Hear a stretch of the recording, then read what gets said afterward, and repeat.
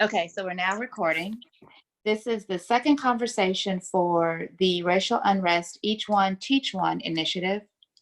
First conversation happened several days ago where we had the full panel present and we talked about different thoughts and ideas around racial unrest, systemic racism, and privilege, how we start to dismantle those things in America.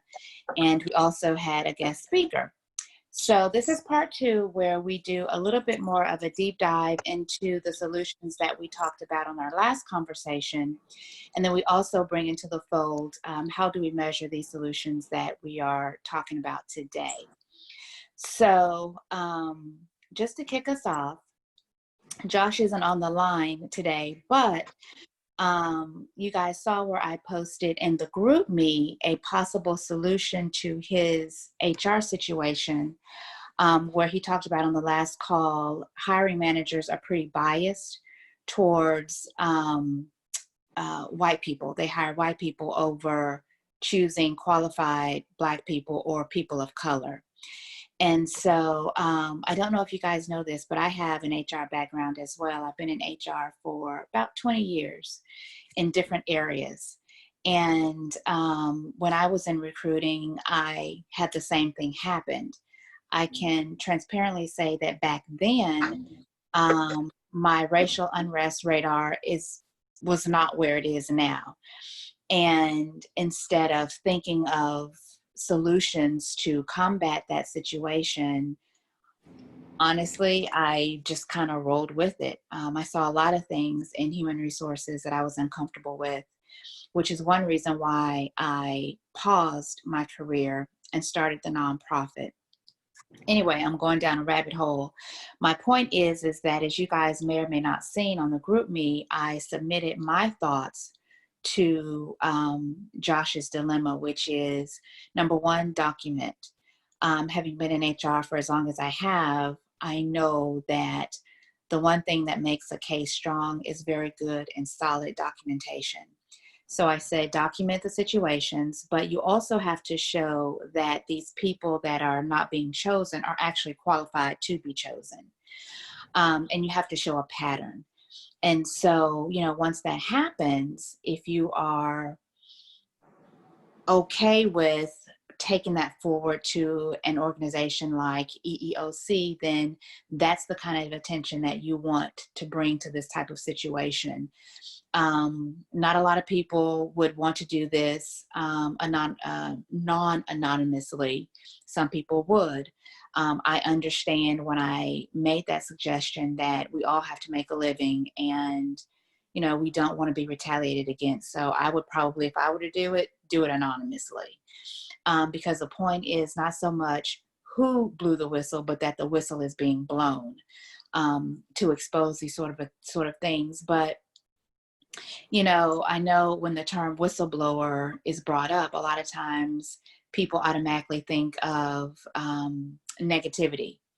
And it could be a negative thing, maybe not. It may be a situation where the hiring managers don't realize they're doing what they're doing.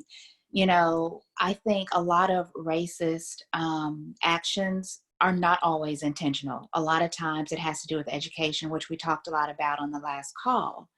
But in the moment, considering the deep level of perpetuation, especially in a corporation, if some things are not already put in place to educate employees on bias and racism and that sort of a thing, we don't have time to pump the brakes and put something in place. Sometimes you have to go to the extreme, which is blowing the whistle anonymously. So that was my thought process when I posted that suggestion to Josh and GroupMe. So anyway, we talked about that, of course, on the last call. We also talked about the Constitution being changed. We talked about community policing, and just, of course, a lot of different things. But I think, like I said, today I want to talk about those ideas and how do we breathe life into those ideas, and how do we make sure that those ideas are actually working. So I've said a little bit. we don't have a moderator, but whomever wants to jump in next and talk about, thoughts, ideas, solutions, you have the floor. So that could be Clinton, that could be Jeannie, that could be V. Or V, let's hear from you, since we didn't hear from you on the last call. You weren't able to make it. Let's hear from you today. Of course. Yeah, I didn't make it the last call. I wish I did, but a lot of things happened at once. I think personally my thoughts on like how to basically push out our ideas is a lot of, and it sounds like you guys already talked about like educating people who are unaware of what they're doing, unaware of a lot of things that have been just taught to them over the years, and it's become so normalized. I think at this point is still one, continuing the education, but also starting to be consistent with change too. Because if you don't have consistency, then it's just going to fall out of place. And people are so used to their comfort zone that once it becomes uncomfortable or once it becomes too much, they want to go back to how they already were. My biggest thing in my life, and I've learned from my brother, was to learn how to be comfortable with being uncomfortable. So continuously always feeling like, even though I feel anxious, it's for a reason, and I need to understand why I'm feeling anxious and what to do about it and how I can handle it, and then continue to move forward without just staying put, I guess, if that makes any sense. A lot of people are just so stuck in their comfort zone. I feel like it's making people feel understood. Like, I get you feel uncomfortable, but at the same time, it's okay. You don't have to stay put. I think that's a good start. One, personally for me, my life and my family too. I think it starts at home too, and then starts with people who are close to, sometimes you can't talk about certain things with coworkers. I just started a new job. And with my coworkers, we talk a lot. We know when to talk about certain things, when not to, but just having good conversations with them and not so for me, I don't like to call it political discussions, because I don't feel like it's political in my view. I feel like it's something that needs to be talked about, how to treat everybody, especially Black people, as just being humans. And sometimes people are like, oh, you should talk about that. I'm like, well, you should talk about it. It's a good topic to talk about. They're humans just like the rest of us. Not only that, I think being self-aware too. I'm still being self-aware about certain things that I say, certain things that I do. It's hard, and I think just understanding and basically realizing and stop being so, like, people are so hard on themselves too. It's not going to be easy, but at the same time, just realize that growth is going to be hard. Absolutely. One thing that you brought up, that Stephanie brought up on the last call, which was very brave of her to say, very transparent, that she has acknowledged that in the past she has said some things that, could be considered racist or had those thoughts, and was really afraid and nervous to admit that. And so in whatever we decide to do moving forward, I think one of the main things that we have to keep in the forefront and top of mind is, how do we help people to feel comfortable with having these conversations and not feeling guilty about any thoughts or actions that they have had in the past that could be couched as racist or racism. Because what we don't want to do is continue to, condemn people and put them in an unsafe place. We want to make them feel like and know that it's okay to be honest. And now that then once you know better, you got to do better. And so once you know, you don't live in the past, you just do better. So a question to the team: Where do we want to start? And I'll give each person, you know, an opportunity to kind of bring their thoughts to the table. Where do we want to start? Do we want, and when I say where do we want to start, what solution do we want to start with? Do we want to start with, you know, going out in the community and talking specifically about a particular topic and how we start to dismantle that topic? Where do we want to start first? So how about Justin? Do you want to chime in? Where do you think we should start first? I think we should start with law. I think we need to get I was gonna try and look it up, but I don't know what it is. It's like the 8 can't wait. Have you heard of it? We can't It's wait. like the 8 can't wait. So it's like no chokeholds, and it's like Yes. basically getting that passed would be so big for the movement. Doing that, and basically these protests are starting to work, and basically there's the Black Lives Matter Utah leader, Lex Scott. She's actually having a ton of meetings with legislators because we're calling them, we're bugging the hell out of them, and we're getting her these meetings so we can get them talking about the racial injustice. Okay. So starting with law, maybe jumping in with the Utah Black Lives Matter movement from a political perspective. Okay. Clinton, what are your thoughts? Where do you think we should start? Right. And to your point that you mentioned just before, Justin, I think a little psychology, whether it's talking to your family or neighborhoods and getting a framework laid down in your community to really touch on what you just said. I mean, this whole racism thing, if we want to bring the white community in on this, for better, for worse, it's not a binary thing. It's not good and bad. You're racist, so that means you're bad.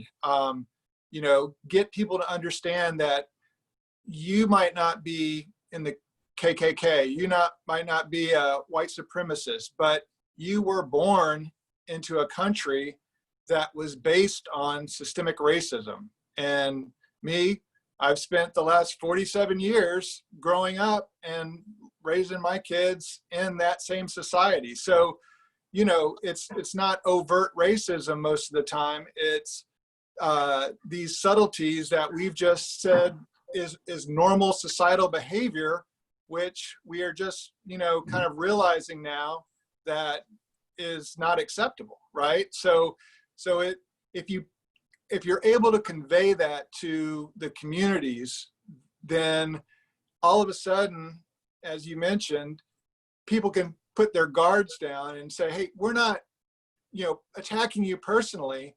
Right. We need you to work with us, step back and realize you know, just being passive and not doing anything about these systemic racist qualities of our society is indeed contributing to the ongoing perpetuation of systemic racism. So to kind of detach from that binary good, bad, I'm not racist, what are you talking about? Shut down conversation, to give people that platform, that structure on which to say, all right, you're not personally, but we're all living in this and we've been raised in this. And so we have ideals that we need to deconstruct and then move forward. I think disarming people realistically is going to need to be done, you know, whether it's this group or others, to start those dialogues, to start this from happening in the community at large.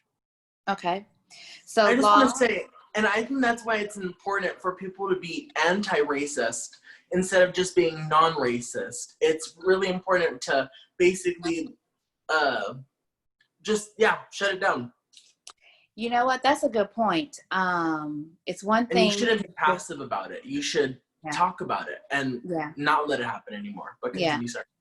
That's a good point. It's one thing to be not racist. It's another thing to be anti-racist. And in my mind, the difference is when you're not racist, you're not, but you're not doing much about those that are racist.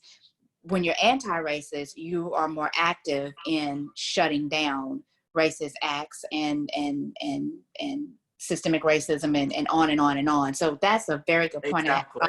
I hadn't thought about that.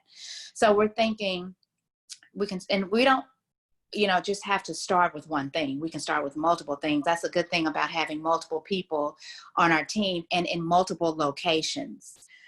So we're thinking law. We're thinking, I think Clinton and I were pretty much on the same page with, let's start out with making it a safe space, acknowledgement, and then going from acknowledgement to, again, making it a safe space to talk about and to start to dismantle these things. Jeannie, what are you thinking?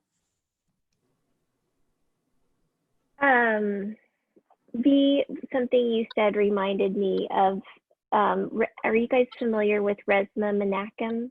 No. He's an author who wrote My Grandmother's Hands, and he's speaking a lot now. And he talks about that, like what I like that he brings to this conversation, and he writes about racism and white supremacy and all that, but he brings it into the body, because you talked about being uncomfortable, learning to be comfortable with being uncomfortable. Anyway, that just that it's a great book. It's like I said, it's called My Grandmother's Hands, and he's done a lot of interviews and stuff with the author of White Fragility, Robin DiAngelo, as well. And there's a great podcast on being with Krista Tippett. She interviewed both of them. It's really good. So I would highly suggest you guys look that up, because I think that's what makes it hard that's why it's so hard to talk about racism, because like even now, like if you guys just become aware of your body, you can feel like we feel tension or like nervousness, and people don't like feeling uncomfortable. And so we tend to like just, oh no, I don't want to do that. I resist it. And so it's, he does a lot of, so it's somatic work is kind of what he talks about it. He's a therapist. But that's part of it. It's like just acknowledging that it's going to be uncomfortable, and that's okay. Like it's okay to feel anxious and to be worried that you're going to say the wrong thing. Like just give yourself grace, give other people grace to have this conversation. And anyway, so that's a thought I had. So what I had suggested on our last call was either, like a book club, and which is what I'm a part of, that I've been a part of for 3 years. And also Visible Unity is a nonprofit that I'm on, and they have safe space conversations like that. That's one of the programs that we offer. And so we could either hook up with them, since it's something that they already do. They also have, like I mentioned, the Visible Unity process. It's going to be starting up in September. We're starting a new group, and it's similar to a book club in that, but you're not reading a book. There's a curriculum that Pam Fields has developed and takes people through these hard conversations. And so that, like I said, that's going to be starting in September, and that'll be done obviously via Zoom. So we could either, recruit people for that. Those are just some of the thoughts I have right now. That's like the education part of it, because I feel like there's different ways we're going to need to attack this. Right. So one is education, right? The other is, like Justin said, law, policy, like changing policy. Right. And I feel like, we could probably do multiple things at one time. So what I was thinking of with Justin with the 8 Can't Wait is just like maybe somehow like contacting our local representatives to see like, what are your thoughts on that? Well, actually, sorry, I just wanted to, so the Black Lives Matter Utah, we actually, Oh, you're in Utah. That's right. yeah, a ton of Right, I people forgot. got together, like a list of all the people running or that are like basically state representatives. Okay. A ton of us were emailing them. A ton of us were calling them. These different emails, these different numbers were like mass emailing. Yeah. And it got their attention. It literally, they started calling her saying like, what do we do? And they're like, no, we fill out the form. It's like, what are you gonna do for Black people, basically? Like, what are you gonna do for all the people of minorities? So basically, so we can pass it around. We know who has done it now. And we're gonna basically try and keep them to their word. Okay. Do you feel like it's replicable with, is that a word? Like something that you can easily do in other places, right? Well, I mean, actually have another number. I'm writing down a number, or I have a number in my phone. And you call it, and no matter where you are, you just put your zip code, and it calls your like the, I don't know what office, but it's your office basically. Yeah. Oh, that's awesome. Yeah. Okay. Well, definitely share that that number, Justin. I will. I'll send it in the group me.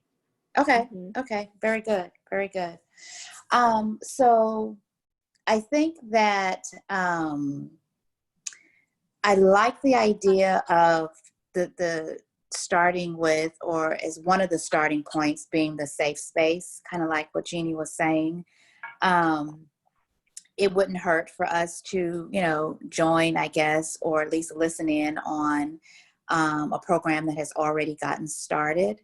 One thing, like I said earlier, that I'm glad is that we are in different areas. I know Clinton and I are in Dallas. Jeannie, you're in Dallas too, right? Yes. But I think that Christina's in Louisiana. You're in Utah, and then there's someone else from another location. Anyway, bottom line being, let's put together something that speaks to not just being not a racist, but anti-racism as well. Because like I said, I think that's just a very good point that people need to realize. Yes.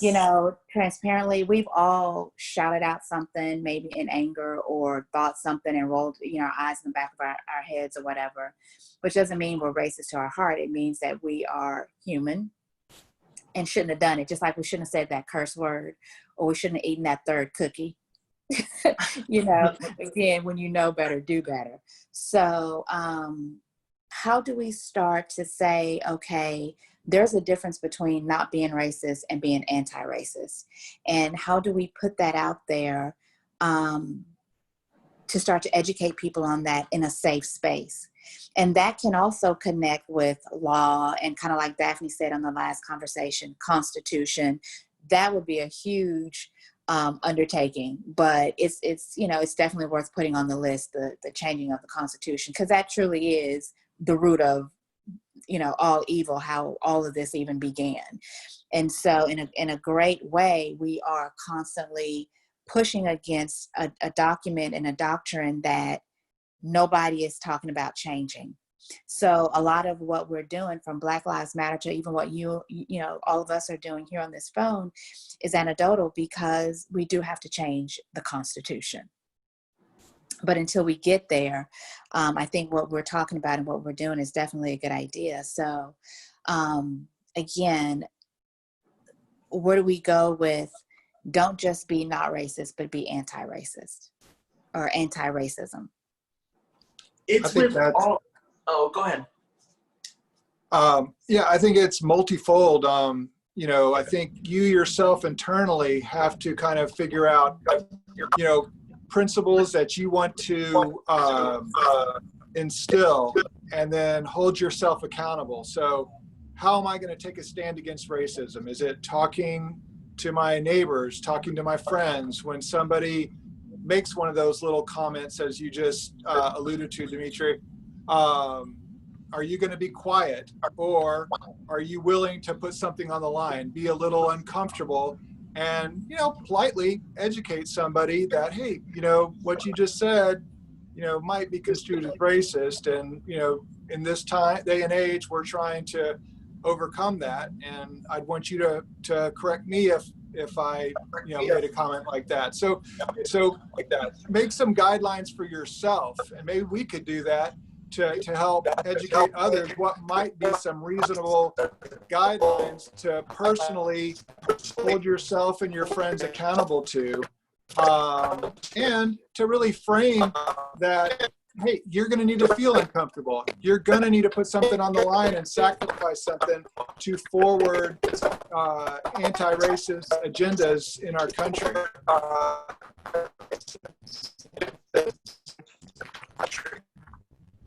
Sorry to cut you off, Clinton. Is it just me, or Clinton's audio coming through really?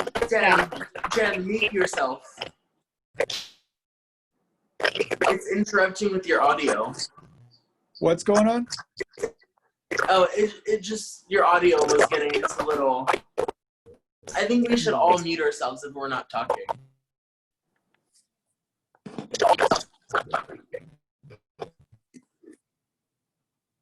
Can you hear me? That's better. Okay, sorry. So I guess in short, personally, I think you should, maybe we can come up with some bullet points as to us personally. How can we hold ourselves accountable for, kind of determine what are anti-racist principles that we can instill, and, is it correcting our friends and family when they make a little quip, when they make what they feel is innocent but is perpetuating stereotypes. Educate, I think there's some great YouTube videos out there, ending systemic racism, housing policy in the United States, and how, federal guidelines basically made our cities what they are in terms of black and white neighborhoods. And learning about that and sharing that. I shared one with a friend of mine, and he said that he shared it with a number of his friends, and it was just very eye-opening. So even something as easy as that, but maybe putting those ideas down as to how we can, consciously make steps, whether it's talking with family, whether it's correcting somebody, even though we know it's going to be uncomfortable, and realizing that, hey, we need to make ourselves uncomfortable, and make that a goal in our weekly, day in, day out, that twice this week, I'm going to be uncomfortable and do one of these things, and to move this agenda forward. And just educate ourselves too, learning about these history and getting more ammunition and clearer facts together to make strong arguments. Okay, so do you mind, Clinton, leading the way with regard to kind of coming up with some of those bullet points, some of those thoughts and ideas? And also just to say, my whole idea around all of this, the point of the Each One Teach One, is that we do go out in the community and we educate others. And so that's the whole idea of Each One Teach One. And hopefully, we'll have a good community spread with, the information that we've come up with within our group. So if we can, like I said, have Clinton pull together those bullet points, those talking points for us when it comes to how do we gently call out inappropriateness when we see it. And then if we could have Justin send out the phone number that we can all call, probably like our state, or maybe it's our local representative, with regard to the 8, and I've forgotten the name, but with that particular initiative that you mentioned, Justin. So those are very. Were you about to say something, Justin? Okay, so I think those are two very good starting points. And then Jeannie, I saw something come through on the chat, but I couldn't really read it. Yeah. Yeah. But if I just, those are books. Ibram X. Kendi, he's the one who talks about that. That's where I first heard the phrase anti-racist. And so he's written several books, and I'm actually listening to his How to Be an Anti-Racist right now. And then I just wrote down Resma Menaken's My Grandmother's Hands. That's another really good book. I like, Clinton, what you said about, you know, I guess like calling out people gently. And one thing that I've, because you know, there have been times when I've been in situations where someone has said something and I didn't know how to respond, because usually it just happens and you're like, whoa, what, hold on, what do I do? And so I thought about it, like, what would I say? And so I think a good phrase or a good question, instead of saying, hey, what you just said is totally racist, is like asking them a question, like, what do you mean by that? Like, what, you just explain to me what do you mean by that, you know? And then it makes them think like, oh, you know, then they have to kind of think in their head, and then they start to explain it and they start stumbling over their words because, you know, they're realizing, oh yeah, that sounds really bad, what I just said. So that's one thing that I try to use now, is just that question, like, tell me what you meant by that. Anyway, yeah. I Jeannie, actually heard somebody, I actually heard somebody say they did that, and they said they like dumbed it down and said like, oh, like, what do you mean? Like, yeah, that question, like, exactly. And I think it helps because they have to admit that they're being racist, and yes, it's hard for them. yes, exactly. You know, just even like simple little things like, oh, you live in the hood, or oh, that's the hood, or whatever, you know, like, what do you mean by that? Like, why would you say that? What exactly does that mean to you? You know, little things that people might not think are racist, but actually are, right? Jeannie, what you've learned so far from the books, the guy that you're listening to, How to Be an Anti-Racist, if you wouldn't mind sharing what you've learned, that way that would speed up all of us having to read the book. Yeah. And it could also very potentially marry well with what Clinton is going to put together. Has anybody read it? Is anybody I have familiar? not. No. Okay. I have not. Do you want me to do that right now? Oh, just when you get a chance. When you Okay. get. So how about we say, so our next call, our next official call, when we get on schedule for the monthly call, I think it's what did I say, August the 8th. So maybe like in a week and a half, if you guys could publicize information on GroupMe, and then we really come back together on our official call, on our official Saturday call, starting in August, and just kind of talk about what we've put together and that sort of a thing, and how we're going to enact it and how we're going to measure it. The other thing that I'm thinking about too is one way to affect change pretty much immediately is obviously within our circles. And so when we think about our circles, that's usually family, that's usually friends, that's usually our workplace, gym, church, those sort of places. So again, when I think about each one, teach one, and going out to the community, I'm thinking about touching those circles. And what I know is a lot of bullying goes on in the workplace. Bullying, racism, one and the same. And so I know that in my job, I deal a lot with employee relations. And man, when you pull back the layers of the employee complaints, a lot of it, 9 times out of 10, is hidden racism. And so in my workplace, ever since the George Floyd murder and, all of this unrest, our organization is starting to really put the pedal to the metal with regard to inclusion and diversity. We actually have a department in inclusion and diversity VP, but it wasn't until George Floyd's murder that everyone started to pay attention to how do we be inclusive. And so I'm saying all this to say, I think our circles, including our places of employment, are really, really good places to start, that each one teach one. I think creating the framework, like with Jeannie going to post that information, with Clinton going to post the bullet points, with Justin, giving us the phone number where we can start. All of this is framework for the work that we're going to do to take out into the community.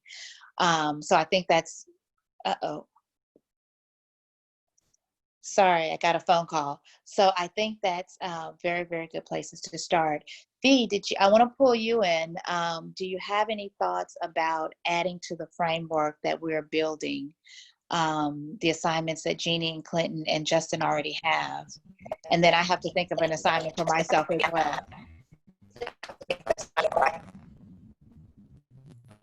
I think mine is lagging out. Okay. I think like the framework is already as it is. Like you said, just our Your audio is crackly. Sorry, my computer is lagging a little bit. 1 second.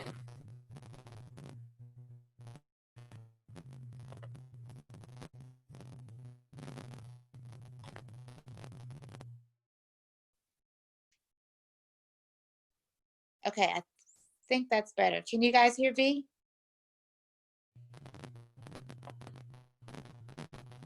Can you hear me?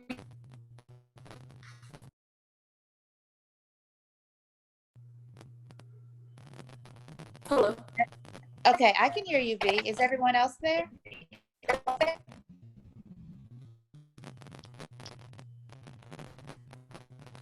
Yeah, everyone good? Okay. Okay. I think the framework is fine where it's at. I think personally, you said inner circles, like work, church. I think in my own life it is basically my own family members. Kind of just started with them. I have a lot of nieces and nephews that are really young, and so the change we're wanting, I understand, is for a better future, and because they're the next generation, they're really learning really, really bad habits through my family. I'm small, and so in our small community, Asian community, it's really rooty with racism, and it's sad to say because I'm probably one of the first ones in my generation to start standing strong, wanting change, and standing against it.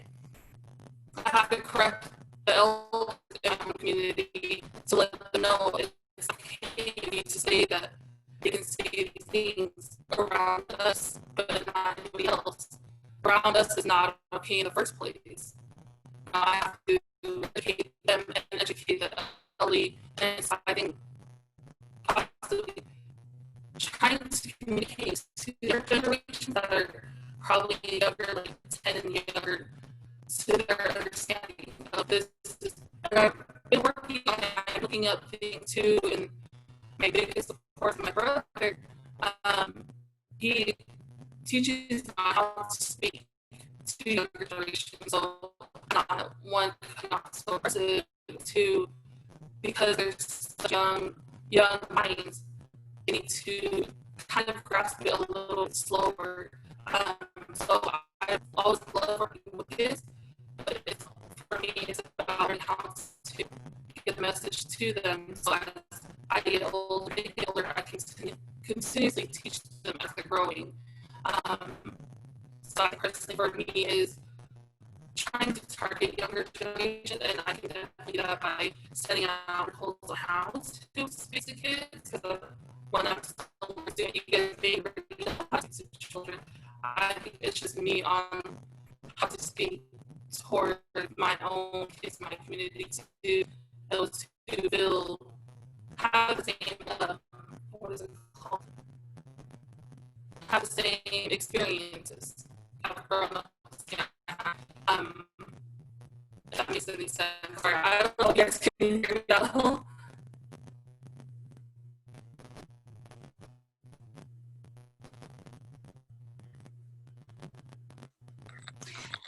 I don't know if you're still talking.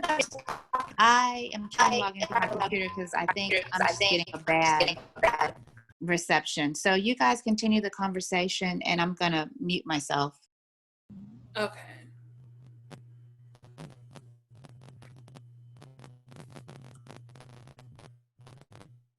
Hold on. Dimitri, I think we were having trouble hearing V as well. Anybody else? Get her message? It was a little crackly.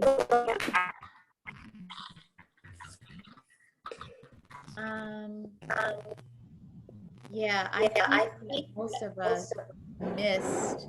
Let's see. Am I? Okay.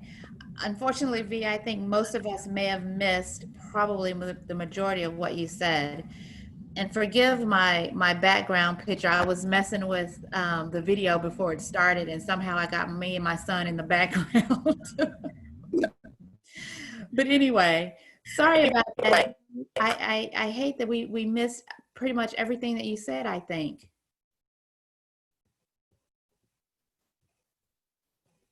I got some of it. I know she was talking about she said something about how she's the first one in her family to really take a stand, and right, B, is that what you're saying? And yeah, and just kind of educating your nieces and nephews and that sort of thing. So I think I got the and that for her it starts within the family, and that her brother basically helps with younger adults, and she would also love like just basically helping with like the new coming generation is I think what I got from that.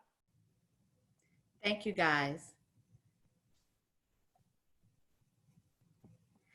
Okay, so what I would like to do for myself is I am going to work on getting deputized to register people to vote. I mentioned that on the last call. My organization is putting together, well, the company that I work for is putting together some things around voting and inclusion and diversity and that sort of thing. So I'm definitely going to jump on those initiatives. And from a measurement standpoint, because again, I feel like with all of the efforts and things going on, if we don't know if this stuff is working, we're kind of spinning our wheels. So from a measurement standpoint, what I will do, and I know Daphne is deputized as well, is make a note of how many people we're able to reach with regard to getting them registered to vote or getting them to the polls. So that's something that I will definitely take on and, can measure. I think from a measurement standpoint with regard to what Jeannie and Clinton were talking about, we'll have to kind of decide and figure out how do we measure those efforts. With Justin's efforts, that's easily measurable because if the person calls you back, if the representative calls you back, then check mark, you've already made contact. And you've pushed down, a door, you've pushed down a barrier. And so I guess from a change perspective with regard to dialing that number and getting in touch with your representative, if we could track and follow any changes that are made based on all of the telephone calls that not only do we make, but we get other people to make, kind of like you guys have already done in Utah, that's measurable. And so those are things that, we can bring back to the group to say, okay, for instance, I dial the number 30 times. I got my sister to dial it 50 times. And on the 10th day of dialing the number, a representative actually called us back. And this is what the representative said that, he's going to carry forward. Those are my ideas when I think of measurable solutions. Again, with Clinton's idea, if we take those talking points and we marry them with what Jeannie mentioned on how to identify and not be racist, how to be anti-racist, and we say, okay, I was able to reach, 20 people, and 20 people, committed to changing their thoughts, changing their verbiage, maybe policing themselves more, then that's what I mean by measurable. And that's what I mean by tracking the progress. Does all that sound like it makes sense to you guys? And does it sound doable? Yeah, I think it sounds doable. I was actually going to say, I think it would be great to basically maybe meet on Zoom, but for you, to meet with like the bigger organizers of basically the US right now. I think there's a ton going on. I think we can do a ton with what's going on. I think if we like reached out and basically if we have the support of maybe like the protesters to maybe call before they go protest, or when they get to the protest you call, or I think teaming up with the bigger organizers of just all of the states and all of like the protests and just like Black Lives Matter, the states, because I know there's individual chapters would help a ton and get them talking again. Like we should always be talking about this. Oh, you're muted. Thank you.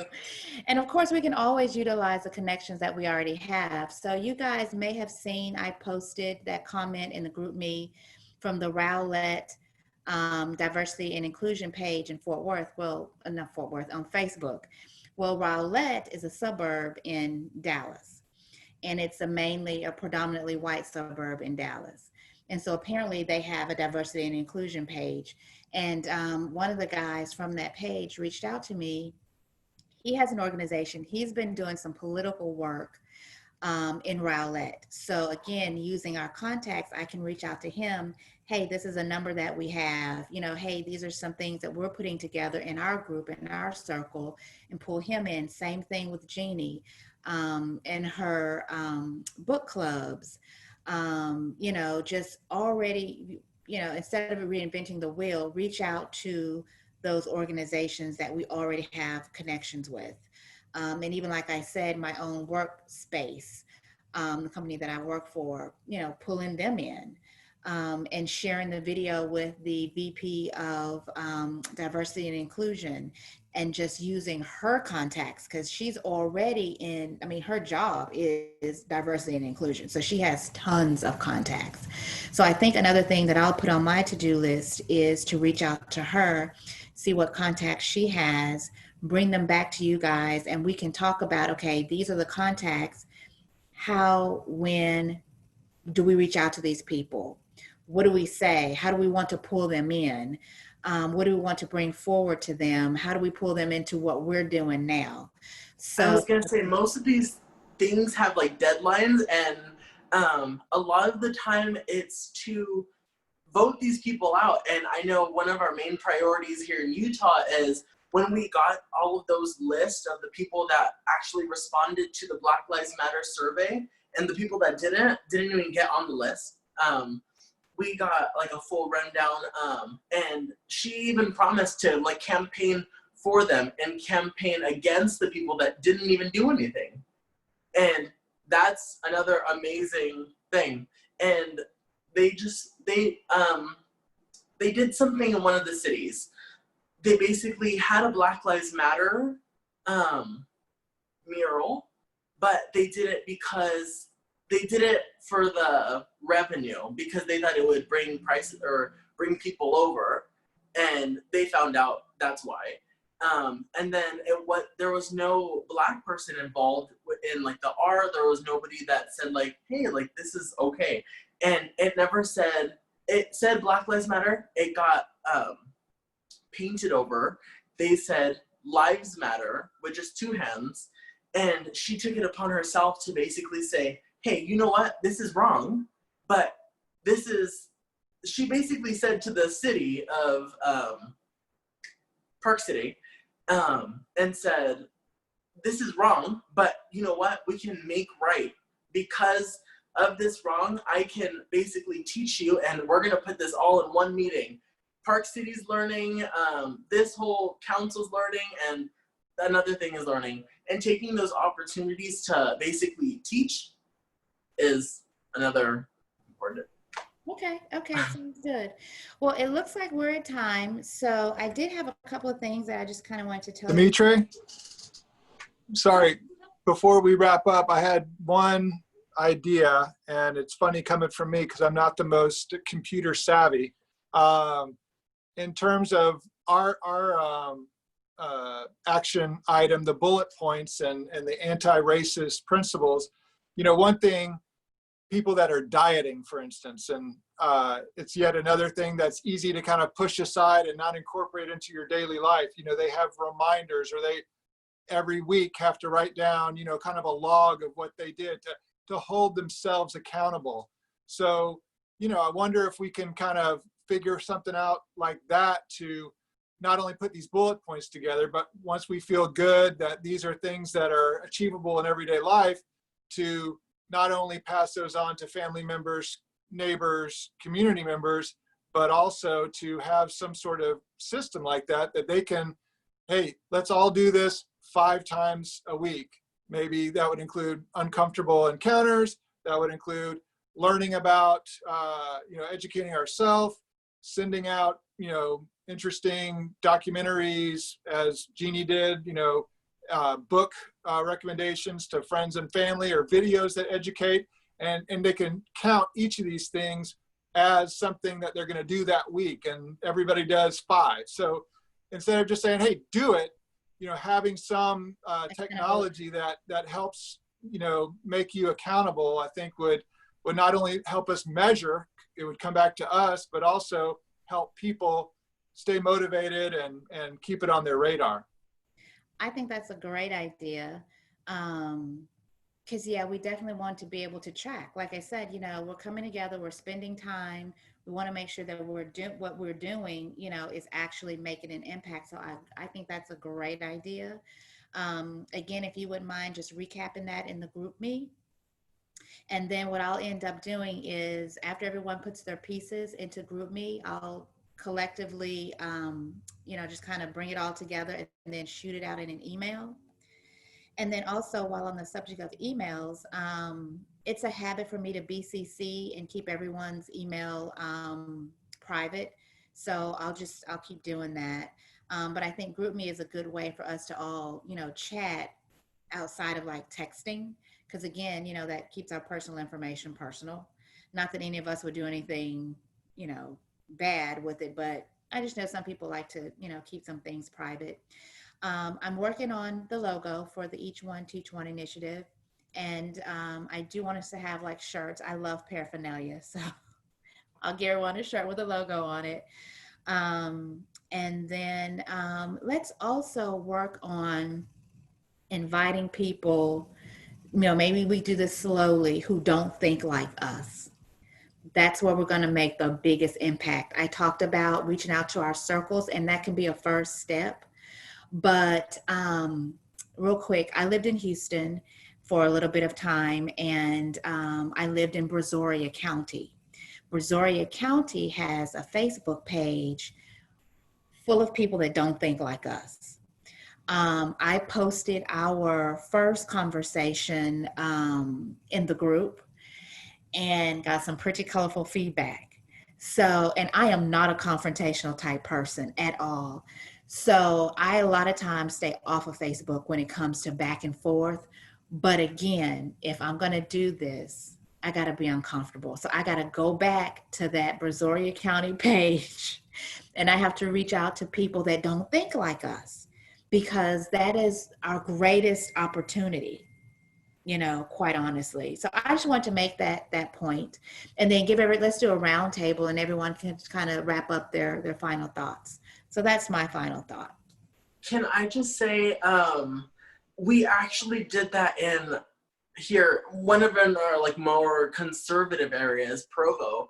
It's like Salt Lake City is like the most, I think, liberal, and then once you move out, and the most diverse. And once you move out, it's just white people. And everybody knows it like that. A group called like Insurgents, they just actually started, went out to Provo and were met with this like militia of white supremacists. And again, people that just don't think like us. And they let them have the microphone and everybody was like, what are you doing? But it helps us get talking. And those Trump supporters that didn't even know what was going on and had their own like thing going on in their head, thought this movement was a whole different thing and had nothing to, they didn't even know until they sat there and listened, because their group went first and then they had to listen to us because they wanted to basically show that they were present and there. And yeah, I just think it's super important for that. Good point. So roundtable final thoughts, Jeannie? One of the things that just came to me when you were talking about your Brazoria County Facebook post, I do not like confrontation either. But I also know that in our country, we have to learn to talk to each other. That's one of our biggest problems, is that, I mean, it's almost a cliche now, like how polarized we are, right? And I'm in a Facebook group that's called White People Doing Something. Kind of a weird name, I realize. It's not just for white people. It's about 30,000 now. It's a pretty cool Facebook group.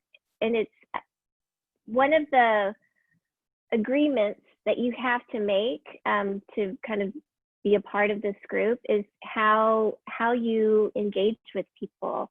And it's very simple. You don't make people wrong, and you move the conversation forward. And so it took me a while to understand, like, what does that mean to not make someone wrong? Like, what does that look like? Because obviously some people are wrong, right? But it's like the energy you bring to the conversation. I can think someone's wrong Justin, it kind of reminds what you said about that interaction or the people talking. It made me think of this too. So I can think someone's wrong, but when I engage with them, if I come to that conversation with the energy of, you're wrong, what you just said is so stupid, oh my gosh, are you kidding me? That completely shuts down the conversation, and it becomes a verbal boxing match. And instead, coming to that conversation with curiosity, like, again, like, why did you say that? Like, tell me what you mean by that. And that gets them talking. And that's kind of how we, in this Facebook group I'm in, that is how we engage. And it's kind of amazing that people are learning to actually engage that way on social media, because you don't see that. Social media can be such a toxic place, right? We just easily shut people down. But I think one of the important things in this conversation, this big conversation we're having in our nation and in our world, is we need to learn how to talk to each other and how to engage with each other. And anyway, that's just some of my thoughts. So I feel like, as we go forward, just kind of remembering not to make people wrong. There's a white supremacist, an ex-white supremacist. His name is Christian Piccolini, I believe, and that's one of the he works now to like get people out of the white supremacist movement. And he said one of the first things he does is, when he's engaging with them in conversation, is he doesn't make them wrong. He listens to them, and some people they're gone. They're not going to engage respectfully, and that's you know that pretty quickly. Anyway, those are some of my thoughts. Yeah. Yeah, that's part of the whole safe space that I mentioned earlier, making them feel comfortable. V, oh, you said, I do agree. I agree that we do know we need to articulate as a whole. For me, I can admit I am very confrontational. So learning to listen to understand instead of listen to respond is sometimes myself, I need to, work on it. On and offline communication and comprehending. Yeah. When you feel like somebody is wrong, you're like double dutching to jump in the conversation and respond. And so, we do have to listen to understand before we listen to respond. So that's a good point, V. I appreciate it. V, was that your roundtable thought? Thumbs up or thumbs down? Thumbs up. Okay. Okay. Clinton, did you have a roundtable thought? Yeah, I think both Justin and Jeannie touched on it. Non-confrontational discussions, but not necessarily all with those people that think differently from us. I think there's a huge swath of the population, maybe 60%, that agree with us, but that are sitting on the sidelines, and whether they're worried about their job or their social circle. Somehow we need to make it more, I hate to say the word palatable, but motivate them to engage, to have difficult conversations, to feel a little uncomfortable, because they're thinking the same thing that we are, and they're probably watching these types of videos going, oh, that's great. That's exactly what I think. Yep. But at the same time, we'll never know because it's inside their head, right? So to somehow mobilize that base, that's low-hanging fruit potentially, right? That's gonna really push this, creek, this trickle of water into a flood, and then those on the complete other end of the spectrum, it'll be that much easier to dialogue with them once they see that the tides are turning and that people who actually think this way are expressing it. So I think that's an important thing that maybe this group can brainstorm and try to figure out ways we can mobilize that large middle section of humanity. Yeah, I like that idea. I have three white friends. It's gonna be a real short story. One went to fifth grade with. We were best friends in fifth grade. The other one I met working at a particular company, and the other one went to high school with. And I think I still consider us to be very good friends. But when I reached out to them personally to join the initiative, I didn't even get a response. I didn't even get an acknowledgement. And honestly, initially, I'm like, okay, well, fine, I'm just going to delete you. You can't even give me the respect to say, oh, no, thank you. You're just silent. And then somebody was like, no, don't delete them. They probably are in agreement, but don't know how to say that. Again, that's part of that whole safe space that we've been talking about this conversation. So what I'm taking out of this conversation, I'm a thinker in that I have to bullet point things. Safe space, we're going to put out on GroupMe. We have to make sure that it's a safe space that we bring to people when we go out into the communities. We are going to reach out to our circles, but we're also going to reach out to people that don't think like us. We're going to be cognizant of listening to understand and not just to respond. Jeannie's already put some books out there. She's also going to give us some tips on how to be anti-racist. Clinton's going to put his ideas out on GroupMe as well. And then I am going to collect all of that information, put it in an email, send it out to everyone. And then we will kind of explore how we breathe life into these things and how we really measure these things. That will be conversation number 2. In the meantime, let's continue to utilize GroupMe for our off-schedule conversations, thoughts and ideas, experiences, good stuff, not so good stuff, you know, let's just use GroupMe to stay in touch in between those scheduled conversations. Cool. All right then, guys. Well, I've kept you 14 minutes over. I do apologize for that. I see you, V. And you guys have a good rest of your Sunday. I'm looking forward to moving forward with you guys for the long haul and the long run. And we're in it for the long run. All Thank right. you. Sure, absolutely. So our next conversation is August 8th. Is that correct? Mm-hmm. Yep. And I promise you, I will have my Zoom situation together. No worries. And I It's won't perfect post action. on the wrong day that we're meeting. All right, you guys. Nobody knows what month we're in anymore or what day it is, right? I'm that person. I know. It's okay. It's been something else. Thank you. Have the rest of your Sunday. Thank you. Bye-bye.